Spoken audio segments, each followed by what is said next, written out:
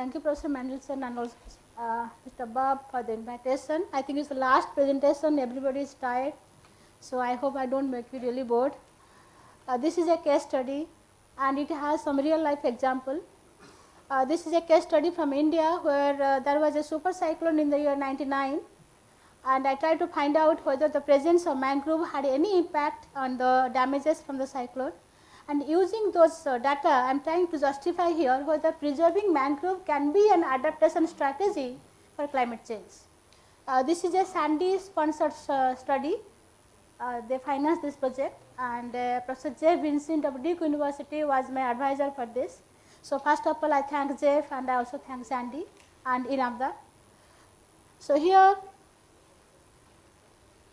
so now just to give you a little bit of background that that basically now we have an engineering and scientific approach to storm risk management. People really don't talk about the mangroves. So now whenever you say, okay, if the cyclone frequency is going to increase, then okay, the government, the policymaker says, okay, we should have a better prediction, early warning, evacuation, storm shelter, storm resistant houses, increase the height of the dikes. So these are basically we emphasize on the engineering approach. Now what I say here is that, okay, these are not foolproof. There are still some limitations. So whenever we have some limitations, then having some natural buffers do matter. So that's what I am trying to say. But the natural buffers are important, and but we need to really examine their role during the such disasters. Now why do we expect that mangroves can provide us a protection? So it's mainly because of their features. So one is that they break the velocity of the surge because of the root structure. They act as a barrier, sea walls. So they are as good as walls, and this is, I think, one of the most important features of the mangroves, that they channelize the water. So because of that, we expect that, okay, the presence of mangroves should be reducing the impact of the storm, and they should be providing some amount of protection. Now this is the storm protection services of mangrove. This is a old story. So this has been debated since 1970, when this Bola cyclone came to East Pakistan, and there's a large number of human casualties because of that. But now after this 2004 Indian Ocean tsunami, the storm protection services are more in the limelight. But this has been a old, highly debated issue since many years ago. But now what happened, when I took this study, most of this empirical work that were done after 2004 Indian Ocean tsunami were debated. Many people, they really didn't believe the result that came out from those studies, saying that, okay, because these studies are done on a very limited database, they have very few controlling factors. So because of that, probably the role of mangroves that didn't come out very clearly from those studies. So I tried to do a study that can address much of the limitations and discussions that was going on during that period. So what I did is, I tried to quantify mangrove protection during this 99 super cyclone that came to India, and I examined the mangrove protection for both movable as well as immovable properties. I took a very large sample, and I use also different type of database, scientific, GIS, socioeconomic data. And from my analysis, I get a very robust finding that mangroves reduce cyclone damage and support the mangrove conservation to get storm protection services. So now, just to give you some introduction of the study area, this is two different districts from eastern Indian state called Odisha. Bay of Bengal is here. So now here, this is a 1950 image. We had a lot of mangrove in that area, but when the cyclone came in 99, nearly 90% of it was gone. So this particular district had no mangrove, and this is the only district where we have some amount of mangroves, and these are all natural forests. These are also the Ramsar site. So if anybody is aware of, this is the Bhitarkanika mangrove region. Okay. Now the cyclone made a landfall here, and this being the only district that was in the high impact zone and also having mangroves, this was my study area. Okay. Now this is how this district looked in 99. Only these red patches are the mangroves, and as if you see these areas, these are the areas which had mangrove historically. People have cut them down, and we have nearly 96 villages that have come up in the mangrove habitat zone. So we have villages in the mangrove habitat, villages not in the mangrove habitat, villages without mangrove, and villages with mangrove. So we have different type of villages. So I could get a good control to find out how mangroves played a role during the cyclone. Okay. So before I started my work, what I did, I took all the deaths in that particular district and that projected it for the mangrove protected and non-protected villages. And as you can see here, it was a clear evidence that okay, the villages behind the mangrove did not have a death. So that was one indication that probably mangroves played a role, but okay, this is no proof. And similarly also when you do a simple comparison of the death average, so I found out okay, the villages without mangrove had a high death rate, whereas villages with mangrove had a very low death rate. And this is the death rate for villages, they are in the mangrove habitat. So having mangrove, cutting down mangrove, not having mangrove is really making a sense over here. Then how did I measure my mangrove impact? I estimated a damage function, cyclone damage function, and from the damage function I tried to measure the impact of the mangrove. How much damage was averted because of the presence of the mangrove. So that is one benefit from the mangrove. And in my damage function, I had some variables that could control for these different aspects. Because when a storm comes, the damage is not happening only because of the storm. There are other factors also playing a role. So I had variables that control for the physical factor of the features of the mangrove habitat, cyclone impact, topography, hydrology, infrastructure, socio-economic well-being, and also government intervention, because the government also gives you an early warning, they provide the infrastructure for evacuation, etc., etc. So after I control for all the different features, then I measure the avoided damages from the marginal effect, and I use that to measure the storm protection value of the mangroves. Okay. Now just to tell you one example, why should you control for this? What are the role of these different controlling factors? Now suppose you have a village B with mangrove, village A without mangrove. So the fact that village B has mangrove, so it's away from the coast, and the village not having a mangrove is very closer to the coast. So that itself is a reason for B having a lesser impact of the storm than A. So when you are comparing, you should not be comparing B to A, rather you should be comparing B to another village which is same distance from the coast. So coastal distance does matter. Coming to the second one, suppose you have three villages A, B, C, and both are equidistant from the coast, but then the nature of the distance A to C or C to C is not similar. Say B and C had mangroves historically. All the mangroves between C and coast are all destroyed, and B has some amount of mangrove, but also this much of the mangrove has already been destroyed. So when you are comparing B to C and A, which is a better control? Which is a better comparison, A or C? Obviously C, because the topography between C and the village is different in case of A than in case of B and in case of C. Because both C and B are having similar topography in between the coast and the village. So in making comparison between the villages with mangrove, with villages not having mangrove, so C is a better comparison than A if we are taking the damage of B to all these villages. Okay, so I try to do all the different intricacies so that I get a better measurement of the impact of the mangroves. I estimated cyclone damage function. I took 5 different types of damages: human death, 3 different types of house damage, and cattle and buffaloes. And this is one result I am giving you for the human death. So my dependent variable was the human death, and these are the different independent variables. And you can see their impact. So here comes the mangrove impact. It comes with a negative sign and it is highly robust. So I am just giving you one result over here, and we estimated some few hundred equations like that to just find out whether the mangrove impact is robust or not.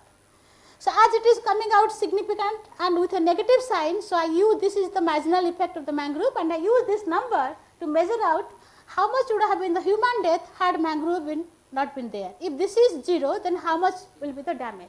So the difference give you the mangrove impact. So that is how I measure the avoided damages because of mangrove.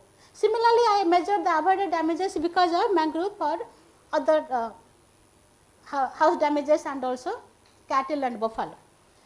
Now what I did here, so in my study area, so there are the villages I studied, the actual death was 392. So what I am getting here is that if there are no mangroves, then actual death would have been 603. So that means 211 deaths were aborted because of the presence of the mangrove. So that my result is giving me this result. Then just to see a hypothetical situation, suppose the 1950 mangrove would have been there, then I say okay, only 31 people would have died. So that means 92% of the death could have been aborted had the mangroves not been destroyed at all. Okay. And similarly, I did for other damages. These are the 5 different damages I analyzed, and as you can see here, so this is the averted damages because of the mangroves. Now here we are getting a negative number because this is fully collapsed houses and partially collapsed houses. Orissa is a very, very backward state having all kacha, kacha structures. So super cyclone is a big event. So what my analysis says, in case of if the mangroves were not there, then at least that houses would have been fully collapsed. Or because of the mangroves, the damage was converted from full damage to partial damage. Okay, some damage would have been there, but then we would have more partially collapsed houses and less fully collapsed houses. Then I put numbers into that, valued the human life, also valued the house damages, and this is how I measured the storm protection value. So I got it for 2 different units, the value of 1 kilometer width of the mangrove and the hectare of the mangrove. So this is how the benefit for each village, and for taking all the villages, I am getting the storm protection value per hectare of mangrove and for the kilometer width of the mangrove. Then I try to find out, suppose you go back to the historical level. So then how the value is changing, and as you see here, this is the value of the present mangrove and the value of the 1950 historical mangrove, and as you see here, the present mangrove value is much higher than the historical mangrove for all the death, whether it is human being or buffaloes or cattle. So that means there is a sort of diminishing returns. Having more mangroves not necessarily means that you can avert more death.